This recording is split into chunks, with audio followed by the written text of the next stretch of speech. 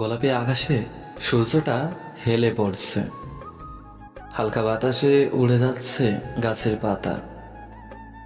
কলেজের করিডোরে হেঁটে যাচ্ছিলাম আমি, ঠিক তখন পেছন থেকে একটি মিষ্টি কণ্ঠ ভেসে এলো।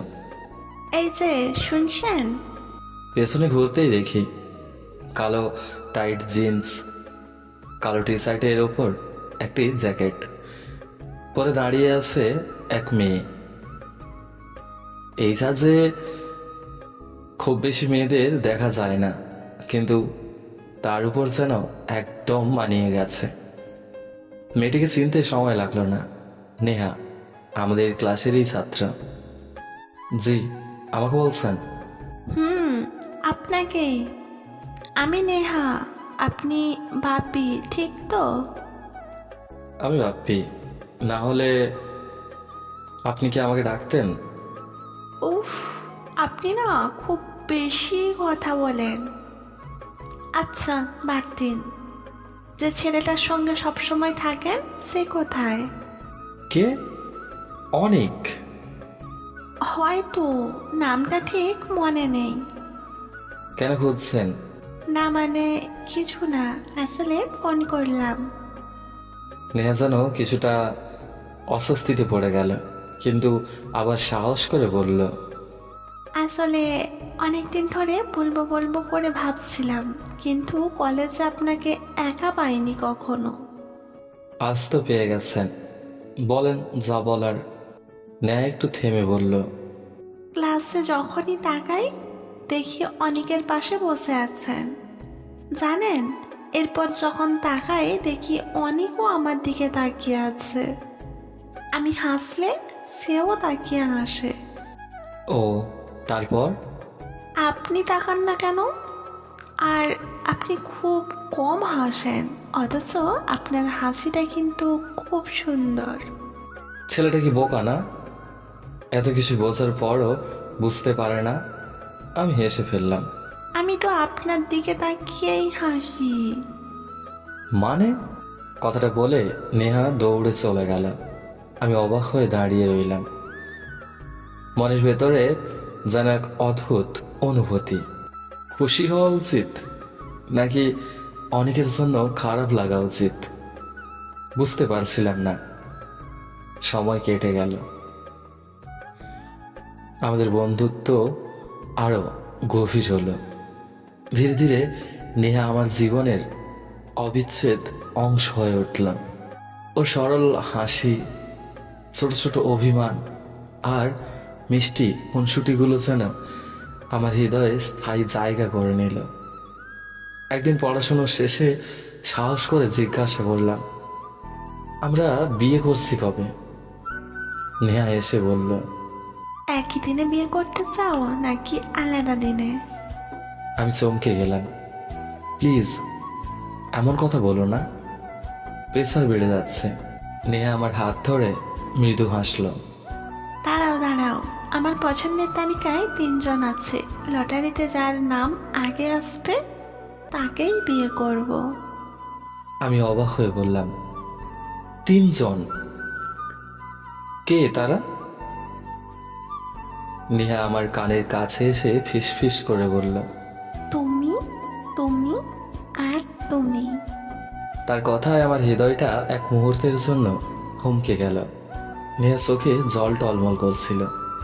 ওর সেই সরল নিষ্পাপ দৃষ্টি আমার সমস্ত সন্দেহ আর দ্বিধা দূর করে দিল। আমি ওর হাতটা শক্ত করে ধরে বললাম, তোমাকে ছাড়া আমি অসম্পূর্ণ নেহা। নেহা মৃদু হাসল। আমরা একে অপরের দিকে তাকিয়ে রইলাম। সময় যেন থেমে গেল। ঠিক তখনই ছোট্ট এক কণ্ঠ ভেসে এলো। বাবা বাবা, তারপরে কি হলো? আমি ঘোর কাটিয়ে সামনে তাকিয়ে দেখি আমাদের ছোট্ট ছেলে দাঁড়িয়ে আছে। তার কৌতূহলী চোখে খেলে যাচ্ছে হাসি আর অবাক হওয়ার ছাপ। আর শুনতে হবে না, কাল তোমার স্কুল আছে, যাও ঘুমাতে। না মা, আমি শুনবো। বাবা তুমি বলো। আমি হেসে বললাম, আরে শুনুক না, আমার তো বলতে ভালোই লাগছে। নেহা একটু রাগ করে বলল, এই চুপ, একদম চুপ। ছেলের সামনে এসব কথা বলবে না। তুমি বললে আমি মানুষ না, তাহলে আমি কি? তুমি একটা বিড়াল। কি? আমি বেড়াল? দাঁড়া, মজা দেখায়। তুমি আমার কচু দেখাবে।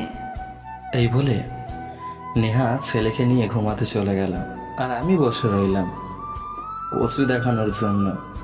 আর এই জীবনের ছোট্ট ছোট্ট খুনসুটিগুলোই আমাদের ভালোবাসার গল্প হয়ে রইল। বছর কেটে গেছে, কলেজের সেই দিনগুলো এখন শুধুই স্মৃতি, কিন্তু সেই স্মৃতিগুলোতে নেহা আর আমি আজও একই রকম জীবন্ত। আমাদের ছোট্ট ছেলেটাও বড় হচ্ছে, ওর দুষ্টুমিতে হাসিতে যেন আমাদের পুরনো দিনগুলো ছোঁয়া পায় প্রতিদিন। এক সন্ধ্যায় বারান্দায় বসে চায়ের কাপ হাতে আকাশের দিকে তাকিয়েছিলাম। সূর্য ডুবছে, হালকা ঠান্ডা বাতাস বয়ে যাচ্ছে। হঠাৎ পেছন থেকে একজোড়া নরম হাত আমার চোখ ঢেকে দিল। বলে দেখি কে? মিষ্টি এক কণ্ঠেশ্বর। আমি হেসে বললাম, নেহা, তোমার গন্ধ আমি চোখ বেঁধেও চিনতে পারি। নেহা হেসে বলল, বা, এখনো রোমান্টিক কথা বলা ছাড়নি, বুড়ো হয়েও। আমি ওর হাত ধরে ওর দিকে তাকালাম। সেই চোখের উজ্জ্বলতা, সেই হাসির মাধুর্য এখনো একই রকম, যেমনটা কলেজের করিডোরে প্রথম দেখেছিলাম। আমি ওকে বললাম, জানো, তোমার সেই কথাটা এখনো মনে আছে। তুমি বলেছিলে না, তুমি তুমি আর তুমি। নেহা হালকা হেসে বলল, মনে আছে। তখন তো ভাবছিলাম তুমি ভয় পেয়ে পালাবে। আরে পালাবো কেন? তুমি তো এমন জালে ফেলেছ যেটা দেখে পালানোর অসম্ভব। নেহা হেসে আমার কাঁধে মাথা রাখল। চারপাশে নিস্তব্ধতা, শুধু আমাদের নিঃশ্বাসের শব্দ। এই শান্ত সহজ মুহূর্তগুলোতেই যেন ভালোবাসার আসল মানে লুকিয়ে থাকে। কিছুক্ষণ চুপচাপ থাকার পর নেহা বলল, জানো, আমাদের ছেলেটা একদম তোমার মতো, কথা বলা, হাসা, সব কিছুতেই তোমার ছাপ। আমি হেসে বললাম, তবে দুষ্টুমিটা পুরোপুরি তোমার কাছ থেকে পেয়েছে। নেহা হালকা হাসলো, কিন্তু চোখে একরাশ আবেগ। তোমাকে ভালোবেসে ভুল করিনি বাপি। তুমি শুধু আমার প্রেমিক না, তুমি আমার সবচেয়ে ভালো বন্ধু, আমার জীবন সঙ্গী। আমি ওর মুখের দিকে তাকিয়ে ওর কপালে একটা নরম চুমু দিলাম। আর তুমি আমার জীবনের সবচেয়ে সুন্দর উপহার। ঠিক তখন আমাদের ছেলে দৌড়ে এলো। বাবা, মা, তোমাদের রোম্যান্স শেষ, এবার আমার হোমওয়ার্কটা দেখিয়ে দাও। আমরা দুজনেই হেসে ফেললাম।